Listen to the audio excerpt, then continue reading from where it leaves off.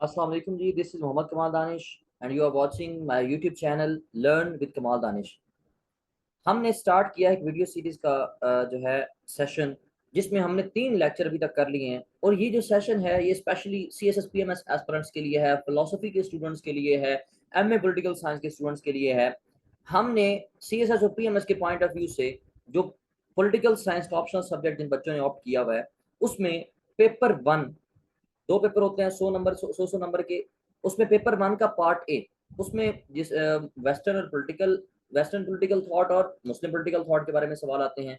Political philosophy जो westerns की है उसको हमने शुरू किया हुआ है, उसमें भी क्लासिकल पीरियड से हमने शुरू किया, जिसमें सबसे पहला हमारा जो फिलोसफर है जिसको हम डिस्कस कर रहे हैं वो है प्लेटो।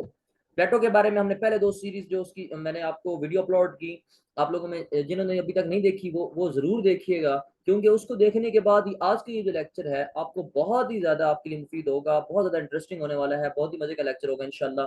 तो वो 2 अगर आपने लेक्चर्स अभी तक नहीं देखे पहले, और उसके बाद फिर तीसरा जो क्रिटिसिज्म हुआ उस फिलोसफी पे जो हमने पहले 2 लेक्चर्स में जो है पढ़ी, तो वो भी साथ देख लीजिएगा। पहले 2 लेक्चर में हमने देखा कि जो आइडियल स्टेट है रिपब्लिक में, जिसको डिस्कस किया प्लेटो ने, वो क्या है आइडियल स्टेट का। फिर तीसरे लेक्चर में हमने क्रिटिसिज्म देखा। आज हम देखेंगे द लॉज। द लॉज एक ऐसी किताब है प्लेटो की जो इसने सबसे आखिर में अपनी किताब लिखी, बहुत ही लॉन्गेस्ट है।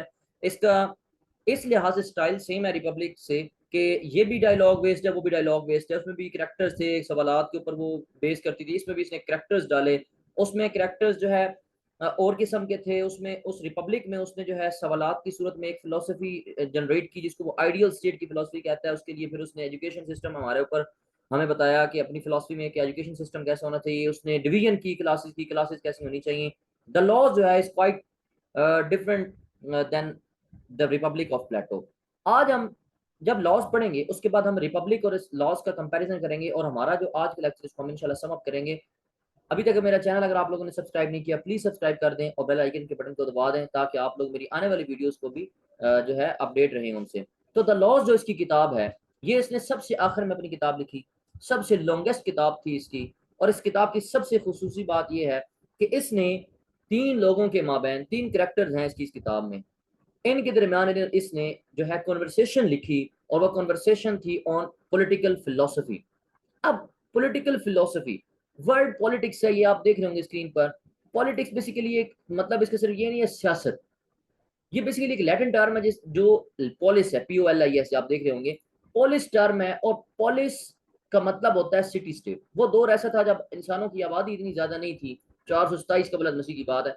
रियासत भी अभी तक उसकी निगहदाश्त हो रही थी। रियासत इस तरह पली जो है खुली नहीं थी जिस तरह अभी आपको नजर आती है आज के मॉडर्न एरा में। अभी जिस तरह की रियासतें हमारी इतनी फैल चुकी हैं कि एक रियासत मतलब जो है, जिस तरह रशिया को देख लें, दुनिया की सबसे बड़ी रियासत है, कितने उसमें जो है स्टेट समाज है। पाकिस्तान को देख लें, 9 लाख से ज्यादा इसकी मुरब्बा मील इसकी आबादी है, सॉरी इसकी जो है रकबा है, और फिर आबादी इसकी 23 करोड़ 26 करोड़ के लगभग है। इंडिया को देख लें, चाइना को देख लें, वैसी नहीं थी रियासतें। आज की लॉज जो इसकी किताब है, इसमें आज की वीडियो में हम ये भी देखेंगे कि एक रियासत को अकॉर्डिंग टू प्लेटो कितना होना चाहिए। उसने उस वक्त के हिसाब से जो अपनी फिलोसफी थी, अपनी आइडियोलॉजी थी। तो मैं बता रहा था आपको कि ये पोलिस का मतलब होता है सिटी स्टेट। इसने 3 बंदे जो डिफरेंट स्टेट से, यानी कि सिटी स्टेट से, शहरी रियासतों से, जिस तरह आप देखिए हम अरब की हिस्ट्री देखते हैं, तो आज से 1400 साल पहले हमें नजर आता है कि जनाब कोई बनु सकीफा से था, कोई बनु हाशिम से था, कोई बनु उमैया से था, कोई बनु फलां, यानी ये कबायली ट्राइबल किंगडम थे। वो कबाइल जहां जहां आबाद हो गए, उन्होंने उससे अपना एक रियासत डिक्लेयर की। अपने उनके रूल्स होते थे, अपनी नॉर्म्स होती थी, अपने कल्चर होते थे, अपने कस्टम्स होते थे, अपने जरिए होते थे। तो ये 3 सिटी स्टेट्स हैं। एक एथेंस है, एक जो है आप यूं समझिए मैग्नेशिया, जो एक नई स्टेट बनी है बिल्कुल, मैग्नेशिया नाम है उसका। और एक जो है वो उसको सिरेटन भी कहा जाता है, ये किसलियन सिरीनियस भी कहा जाता है। ये 3 रियासतें मैं लिख देता हूँ इधर। यहाँ से 3 लोग जो है वो आते हैं और आपस में बैठ के डिस्कशन करना शुरू करते हैं। एक है इनमें अननेम्ड एथीनियन, यानी कि एथेंस से रहने वाला है। दूसरा जनाब कौन है, एक स्पार्टा का रहने वाला, ये भी सिटी स्टेट एथेंस के साथ, ये स्पार्टा से है। और एक है जनाब आपका क्रोसोस, या इसको कहा जाता है क्रीट। ये 3 रियासतें हैं सिटी स्टेट उस वक्त। यहाँ से 3 लोग इकट्ठे होते हैं और वो पॉलिटिकल फिलोसफी के ऊपर डिस्कशन करना शुरू करते हैं। अननेम्ड अथेनियन के बारे में बहुत सारी राय पाई जाती है। एरिस्टोटल कहता है कि जो अननेम्ड अथेनियन है, जिसको द लॉज में ये कहता है प्लेटो के ये अननेम्ड है, वो ये प्लेटो खुद है। एक और पॉलिटिकल फिलोसफर है, वो कहता है कि ये सोक्रेटिस, सॉरी, जो एरिस्टोटल है, एरिस्टोटल कहता है कि वो ये सोक्रेटिस है। और एक और पॉलिटिकल फिलोसफर है, वो कहता है कि ये जो है खुद प्लेटो है। तो इसके ऊपर डिस्कशन है, लेकिन आप अननेम्ड अथेनियन ही रखें इसको, कि एक अननेम्ड अथेनियन था, उसकी किताब के हवाले से इस तरह उसने किताब में लिखा। एक स्पार्टा का रहने वाला था, यूं समझे कि फर्ज करें एक बंदा लाहौर से है और एक बंदा कराची से है। तो एक एथेनियन था, एक स्पार्टन था, और एक वो स्टेट जो क्रीट जिकनोसस उसको कहते हैं, उसमें से एक बंदा था। ये तीनों डिस्कशन कर रहे हैं। और डिस्कशन क्या है कि एक जनाब रियासत नहीं बनी है मैग्नीशिया, उसका कॉन्स्टिट्यूशन रिक्वायर्ड है। सो ये जो आदमी थे, the man work to create a constitution, ये कोशिश कर रहे थे, काम कर रहे थे, कॉन्स्टिट्यूशन लेकर आए, एक आइन लेकर आए, एक ज़ाब्ता लेकर आए, जिसके ऊपर वो रियासत जो न्यूली बॉर्न स्टेट है उसके लिए, यानी कि एक कॉलोनी है, समझ लिया, वो एक न्यू कॉलोनी जो हुई है। अब ये जो गवर्नमेंट है मैग्नीशिया की, ये जो मैग्नीशिया है, उस वक्त दो बड़े प्रोमिनेंट हमें फॉर्म्स ऑफ गवर्नमेंट्स नजर आती थी। एक तो जिसका रिपब्लिक में भी इसने जिक्र किया, वो जो है अथॉरिटेरियन होते थे या मोनार्क होते थे। एक डेमोक्रेसी जो थी, स्पार्टा जो थे ना, स्पार्टा के रहने वाले लोग, और ये क्योंकि और एथेंस के रहने वाले लोग, इनमें डिफरेंस था। कुछ डेमोक्रेटिक थे और कुछ जो है वो मोनार्क को के जो है स्कूल ऑफ थॉट से बिलोंग करे, उसके सपोर्टिव होते थे। तो अब मैग्नेशिया जो नई स्टेट बनी, इस ये मिक्सचर है अथॉरिटेरियन स्टेट का भी और डेमोक्रेटिक स्टेट का भी। तो ये जो द लॉज इसने किताब लिखी, इसमें इसने कुछ चीजें डिस्कस की। उसमें सबसे पहले आती है मॉडल ऑफ स्टेट। अब ये तीन लोग डिस्कस आपस में कन्वर्सेशन कर रहे हैं, उसका अब नतीजा हम बताने लगे हैं कि वो डिस्कशन हुई क्या थी। सबसे पहले आती है जनाब मॉडल ऑफ स्टेट, कि एक रियासत, क्योंकि देखें ना, कॉन्स्टिट्यूशन में हर चीज बताई जाती है, रियासत कैसी होनी चाहिए, कैसे नहीं। जैसे पाकिस्तान कॉन्स्टिट्यूशन में बताया गया है कि 4 सूबे हैं तो उसकी ऑटोनॉमिक पावर ऐसी होनी चाहिए, ऐसे होना चाहिए, होना चाहिए, फेडरल सिस्टम होना चाहिए, पार्लियामेंट्री होना चाहिए, कितने बाई कैमरल लेजिस्लेशन होनी चाहिए, यूनिकैमरल। तो इसमें बताया उसने कि भाई मॉडल ऑफ स्टेट कैसा होना चाहिए। सबसे पहले वो कहता है मॉडल ऑफ स्टेट में कि भाई स्टेट जो है, it should be, state should be away from the sea, कि ये ना दरिया समंदर से ना, छोटे जो होते हैं, इनसे दूर होनी चाहिए, करीब करीब नहीं होनी चाहिए।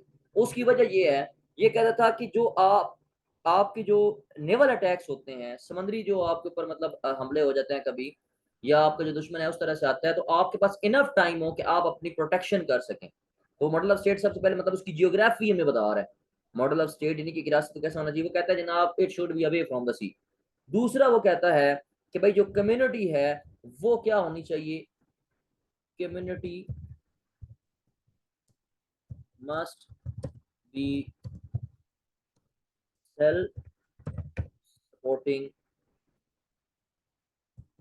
एंड एग्रीकल्चरल, कि वो एग्रीकल्चरल होनी चाहिए, ज़राअत का पेशा मतलब जो है वो ज़राअत होनी चाहिए, अपने मामला को सेटल कर सके। और साथ ही साथ कम्युनिटी जो है वो सेल्फ सपोर्टिंग होनी चाहिए, अपनी मदद आपके तहत वो कर सकते हो, किसी के ऊपर रिलाई ना करते हो। तीसरा वो कहता है कि जो सिटीजन हैं उनको क्या करना चाहिए, वो कहता है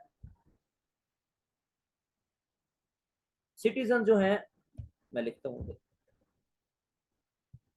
सिटीजन शुड नॉट, यानी कि पॉपुलेशन बताने लगा वो, एक्सीड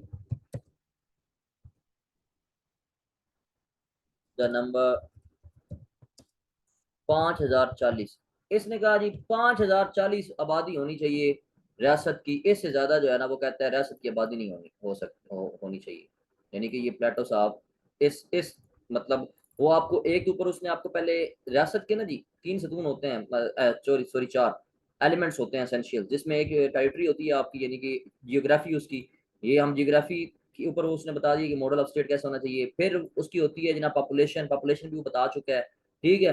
फिर इसके ऊपर फिर वो गवर्नमेंट, गवर्नमेंट तो आपको बता चुका हूँ कि मिक्सचर था, डेमोक्रेसी भी थी और मामला भी थे। अच्छा, फिर अब वो कहता है कि 5040 होने चाहिए। फिर वो कहता है कि अब ये जो रियासत है इसमें ना कबाइल होने चाहिए, 12 ट्राइब वो कहता है बने इसके ऊपर। हर रियासत, हर शहर में, हर सिटी स्टेट में क्या होना चाहिए, वो कहता है जनाब के 12 ट्राइब्स होने चाहिए। कितने जी, 12 ट्राइब्स। अब हर ट्राइब जो है उसके अंदर फिर काउंसिलें होनी चाहिए, कमेटीज होनी चाहिए, 12 कमेटीज होनी चाहिए, और हर एक जो है एक एक साल के लिए आए, एक एक साल के लिए जो है वो अपना मतलब 12 ट्राइब में तो एक साल एक आएगा, उसकी हुकूमत होगी, सारा कुछ वो मामला चलेगा, फिर अगला फिर अगला फिर अगला, 12 कमेटियां होंगी, 12 महीने होते हैं, 12 साल हैं। ये मैथमेटिशियन भी था प्लेटो, इसने जो है पैथागोरियंस के पास मैथ भी पढ़ी, तो इसने जो है इस मैथ का भी हमें कुछ नजर आता है स्टाइल इसकी राइटिंग्स में।